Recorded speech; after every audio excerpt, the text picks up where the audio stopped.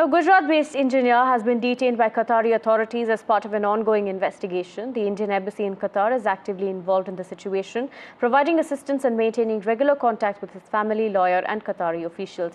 Now, Amit Gupta, a senior employee at an IT firm, was detained by Qatari authorities on January 1st.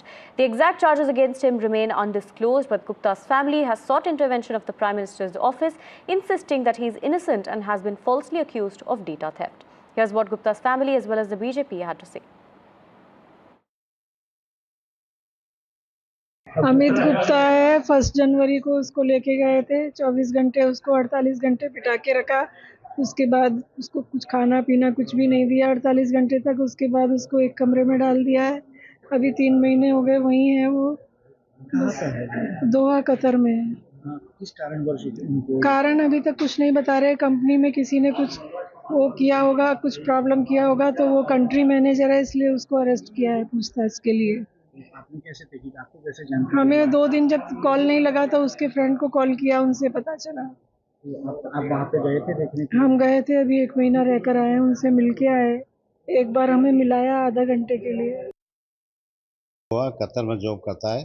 अगस्त 2013 से job करता है वो, और वहाँ का कंट्री मैनेजर है वहाँ का कतर कुवैत का। 1 जनवरी 2025 को उसको वहाँ होटल से उठा के लेके गए। उसको उठा के ले गए बिना कारण बताए। उसको 48 घंटे तक कुर्सी पर बिठा के रखा, न सोने दिया न खाने को दिया। उसके बाद से उससे पूछताछ कर रहे हैं। क्या पूछते हैं वो किसी को भी पता नहीं है, न कोई क्या केस किया है उन्होंने ये भी पता नहीं है, क्या रीजन से उसको उठाया ये भी पता नहीं है, न उसको पता है न कंपनी को पता है, न हमारे एम्बेसडर साहब भी बात करें उनको भी पता नहीं है क्या केस है। हम भी 2 बार एम्बेसडर साहब से मिल के आए कतर में, तो उसको 1.5 महीने से तो उससे कोई पूछताछ नहीं कर रखे, खाली एक कमरे में बंद करके रख रखा है। नागरिक श्री अमित गुप्ता जी, जो पिछले 10 साल से कतार में टेक महिंद्रा में जॉब कर रहे थे, और उनको यह जो प्रॉब्लम हुआ, वो भोजन करके बाहर ही जा रहे थे और उनको उनकी वहाँ की लोकल सिक्योरिटी एजेंसी ने उनको हिरासत में लिया है। और 1 महीने तक उनके माता पिता कतार भी गए थे, उनको मिलने का प्रयत्न भी किया, पर उनको इतनी सफलता नहीं मिली। और अभी वो जिस वजह से उनको हिरासत में लिया वो कार्यवाही भी शुरू नहीं हुई है।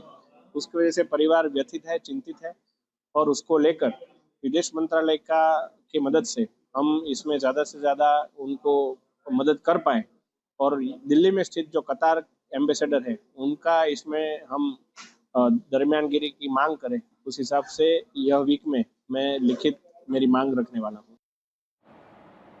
My colleague Ghazali joins us with more details. Ghazali, take us through this particular case. The charges against this individual, of course, have not been disclosed yet. It was his family, in fact, claiming that false allegations have been put against him.